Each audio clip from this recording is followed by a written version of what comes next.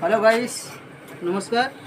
সকাল সন্ধ্যায় তো আমাদের আজকের ফাস্টফুড ফের আবার আসছি। সকালের ফাস্টফুডের খাবার ছেঁড়া পরোটা হবে। এখন করছি আমি পেঁয়াজিতে হালকা আমি লবণ দিয়েছি। তো এবার আমি বেসন দেব। দেখো, হ্যাঁ, বেসন দিচ্ছি। তো আমি হালকা করে বেসনটা দিয়ে মাখিয়ে নেব। নামার পর আমি গরম তেলে ছাড়ব।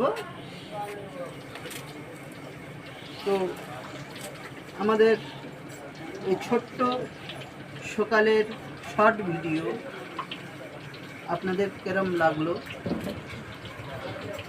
লাইক ও সাবস্ক্রাইবার আপনারা করবেন, যাতে আমি আরও